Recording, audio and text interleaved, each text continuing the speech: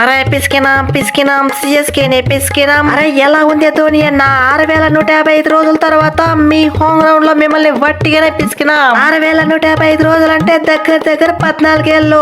మీ home ground లో గెలిచి 14 ఏళ్ళు అవుతుంది. ఫైనల్లీ ఈ రోజు అయితే ఆ రికార్డ్ అయితే బద్దలు కొట్టేసి మీపై మ్యాచ్ గెలిచి ఆర్సీబీ పవర్ ఏంటో చూపించాం. అరే గెలిచింది కదా ఎలా, మీపై వారు వన్ సైడ్ చేసి గెలిచేసాం. ఫస్ట్ ఇంకా మీకు గెలిచే ఛాన్స్ లేకుండా చేసేసాం. ఆర్సీబీ అంటారా బాబు, కథ మొత్తం ఖతర్నాకుంటది.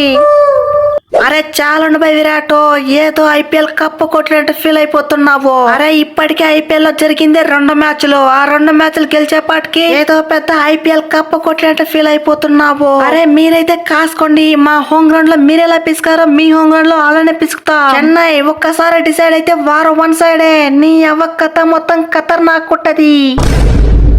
అరే మ్యాచ్ పోతే పోన్ తీయే ధోని అన్న, లాస్ట్ లో నువ్వు పోయి 15 బాలకి 30 రన్స్ కొట్టి ఫ్యాన్స్ కి దిల్ ఖుష్ చేసావు. అరే జరిగిందే 2 మ్యాచ్లు. 2 మ్యాచ్లు ఒక మ్యాచ్ గెలిచినా ఒక మ్యాచ్ ఓడిపోయినా. ఇక వచ్చే అన్ని మ్యాచ్లను వట్టిగానే పిసికి సిఎస్కే పవర్ అంటే చూపిద్దాం.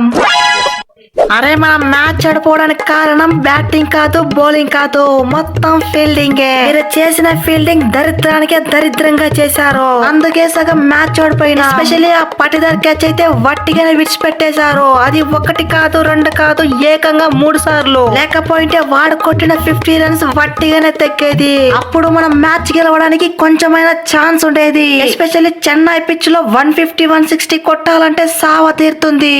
అలాంటిది 196 రన్స్ ఇచ్చారు. అందుకే మనం ఆర్సీబీతో మ్యాచ్ లాగా ఎత్తేసాం.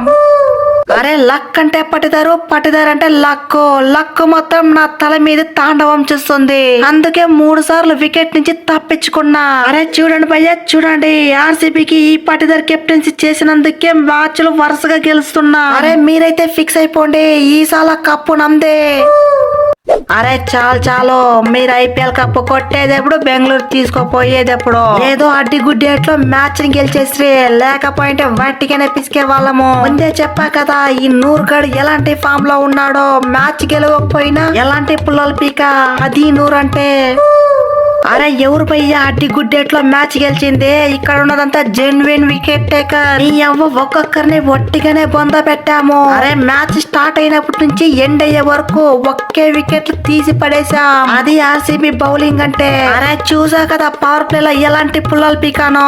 ఈ జలుబుడు తో పెట్టుకుంటే కథ మొత్తం ఖతర్నాకుంటది. అరే 1 కాదు 2 కాదు, ఏకంగా 3 పుల్లలు పీకి పడేసా. మీ ఓపెనర్స్ కి అయితే ఒక్కొక్కరికి దడ పుట్టించా. అరే టీమ్ డేవిడ్ మయాక ఆర్సీబీకి ఎలాంటి ఫినిషింగ్ కావాలో అలాంటి ఫినిషింగ్ ఇచ్చా. జస్ట్ 8 బాల్స్ లో 22 రన్స్ కొట్టా.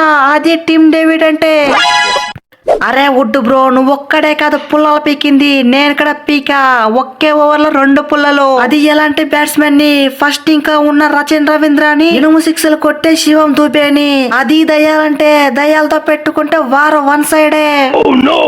అరే ఫస్ట్ లో చపాక్ లో చెన్నైని ఎదిరించే మగాడే లేదనుకున్నారు, కానీ లాస్ట్ లో ఏమైంది, వారు వన్ సైడ్ చేసి వట్టిగానే పిసికి పడేసాం. అటు బ్యాటింగ్ లోను ఇటు బౌలింగ్ లోను ఒక్కొక్కరికి దడుచుకునేలా చేసాం. ఇప్పుడు ఆర్సీబీ అంటే ఫైర్ కాదు, వైల్డ్ ఫైర్. నీ అవ్వ కథ మొత్తం ఖతర్నాకుంటది.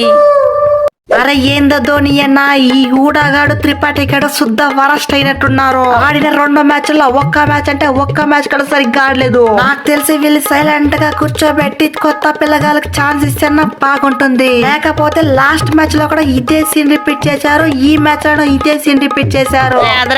వీడియో నచ్చితే వీడియోని గట్టిగా లైక్ చేయరా, అలాగే సబ్స్క్రైబ్ చేయడం మాత్రం మర్చిపోకరా నాన్న. మళ్ళీ ఇంకొక వీడియోలో కలుసుకుందాం రా.